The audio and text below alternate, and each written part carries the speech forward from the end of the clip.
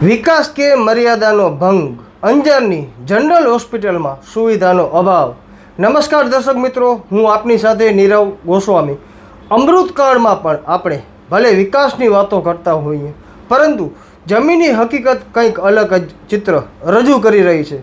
આજે વાત કરવી છે અંજારની સરકારી જનરલ હોસ્પિટલની, જ્યાં 21મી સદીના વિકાસના દાવાઓ સામે એક ગંભીર પ્રશ્ન ઊભો થયો છે।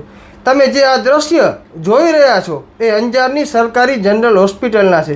અહીં દરરોજ હજારો દર્દીઓ સારવાર માટે આવે છે, પરંતુ અહીંની સુવિધાઓની વાસ્તવિકતા જોઈને મન વ્યથિત થઈ જાય એવા દ્રશ્યો આજે સામે આવ્યા છે। આજરોજ એક 66 વર્ષીય વૃદ્ધા પોતાના દીકરા સાથે દવા લેવા અહીં આવ્યા હતા। ડૉક્ટરે તેમને યુરિન ટેસ્ટ કરાવવાનું કહ્યું। દીકરો પોતાની માતાનો હાથ પકડીને માંડ બાથરૂમ સુધી પહોંચ્યો, પરંતુ ત્યાં પહોંચીને જે દ્રશ્ય જોયું તે જોઈને તે સ્તબ્ધ થઈ ગયો। બાથરૂમનો દરવાજો જ ગાયબ હતો। આપ વિચારી શકો છો કે એક દીકરો માટે કેટલી શરમજનક અને નિરાશાજનક સ્થિતિ હશે।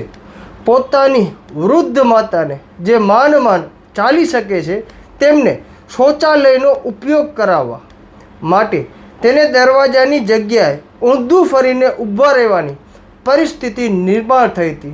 શું આનું નામ જ વિકાસ છે? આ કેવો અમૃતકાળ! દર્શક મિત્રો, એક તરફ આપણે સ્વચ્છતા અને સન્માનની વાતો કરીએ છીએ, અને બીજી તરફ સરકારી હોસ્પિટલમાં માતાઓ અને બહેનોની મર્યાદાનું સરેઆમ અપમાન થઈ રહ્યું છે। સવાલ એ થાય છે કે જ્યારે કોઈ રાજકારણી કે મોટા અધિકારીઓના પરિવારમાંથી કોઈ સભ્યને સારવારની જરૂર પડે છે, ત્યારે સરકારી હોસ્પિટલમાં એ કોઈ દી દેખાતા નથી।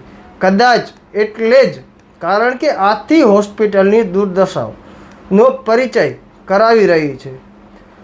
થોડા સમય પહેલાં આપણા દેશના વડાપ્રધાન નરેન્દ્ર મોદીના મૃતક માતા પર ટિપ્પણી થઈ હતી, ત્યારે દેશભરમાં વિરોધ થયો હતો। પરંતુ આજે જ્યારે જીવંત માતાઓ અને બહેનોની ગરિમાનો સવાલ છે, ત્યારે લોકો શું કારણથી ચૂપ છે? નેતાઓ કેમ મૌન સેવી રહ્યા છે? શું આપણા લોકપ્રતિનિધિત્વનું ધ્યાન આ ગંભીર મુદ્દાઓ પર શું કારણથી નથી જઈ રહ્યું? આ ઘટના માત્ર એક બાથરૂમના દરવાજાની નથી, પરંતુ તે સરકારની તંત્રની બેદરકારી અને પ્રાથમિક સુવિધાઓ પ્રત્યેની અપેક્ષા દર્શાવે છે। આશા રાખીએ કે તંત્ર જાગે અને આવા પ્રશ્નો પર ધ્યાન આપીને તાત્કાલિક કાર્યવાહી કરે। આ દ્રશ્ય ખરેખર શરમજનક છે। આશા રાખીએ કે સંબંધિત અધિકારીઓ આ બાબતે ગંભીરતાથી નોંધ લે અને ભવિષ્યમાં આવા બનાવો ફરી ન બને તે માટે પગલાં ભરશે। મારું નામ ધર્મેન્દ્રભાઈ ઠક્કર છે, અંજારનો રહેવાસી છું। મારી માતાજીને અહીંયા દવાખાને બતાવવા માટે લઈ આવ્યો હતો। હવે એમને ડૉક્ટર સાહેબે એમ કીધું કે લેબોરેટરી કરવી પડશે, યુરિન ટેસ્ટ કરવો પડશે। તો યુરિન ટેસ્ટ માટે લેબોરેટરી રૂમમાં ગયો તો અહીંયા કને આવ્યો તો અહીંયા કને લેડીઝો માટે દરવાજા નથી। અહીંયા કને આ આપણી કેટલી મર્યાદા! આપણી મા બેન દીકરી માટે આમાં કઈ રીતનું આપણે યુરિન ટેસ્ટ કરાવવો? અહીંયા કને પુરુષ હોય તો હજી સમજી શકીએ, લેડીઝની શું હાલત થાય અહીંયા કને? કેટલા વર્ષની ઉંમર છે? 66 વર્ષની, અશક્ત છે, ચાલી નથી શકતા। અને એમને હાથ ઝાલીને અહીંયા કને લઈ આવ્યો। અહીંયા દરવાજા ખુલ્લા પડ્યા છે, પગ લપટી જાય છે। મમ્મીને હાથ ઝાલીને મેં અહીંયા કને માંડ એમનો યુરિન ટેસ્ટ કરાવે, પેશાબનો રિપોર્ટ કરવા માટે થઈને પેશાબ લીધું એમનું। દરવાજા પણ નથી। લેડીઝની, સ્ત્રીની, મા બેન દીકરીની કેટલી અહીંયા કને મર્યાદા, સેફ્ટી કેટલી રહી અહીંયા કને? બીજું માતાજીને મેં એમ કીધું કે મારે બ્લડ પ્રેશર, સુગરનો રિપોર્ટ કરાવવો છે, તો એમને મને એમ કીધું કે જૂનું પેપર લઈ આવો। હવે અહીંયા કને મેં એમને 12/8/2024નું પેપર મેં એને આપ્યું, તો હજી એમ કે નથી પણ જૂનું તમે લઈ આવો। તો હજી કેટલું મારે જૂનું પેપર પછી ગોતવું એમના માટે? તો હવે એમ કહે છે કે તમારે બ્લડ પ્રેશર, સુગરનો રિપોર્ટ કરાવવો હોય તો હજી પણ જૂનું પેપર તમે લઈ આવો।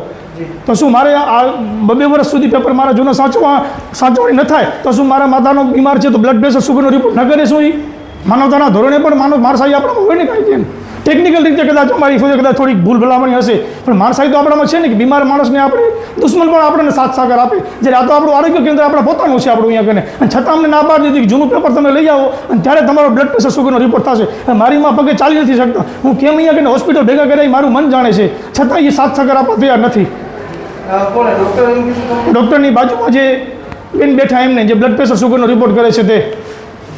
ને આ અત્યારે આમાં દરવાજા નથી ને એમ કહે છે કે અહીંયા યુરિન તમે લેબલ ટેસ્ટિંગ માટે જે મોકલે છે સેમ્પલ માટે કેવું લાગે છે આમ જોતા બધું? થોડી ગભરામણ થાય કે આપણી મા બેન દીકરી એની અંદર યુરિન કરવું, આપણે પોતે પણ પેશાબ કરવા માટે સંકોચાઈએ, પુરુષ પણ અહીંયા કને, તો સ્ત્રી અહીંયા કને યુરિન કેમ લઈ શકે અહીંયા કને લેબોરેટરી માટે આપણાને?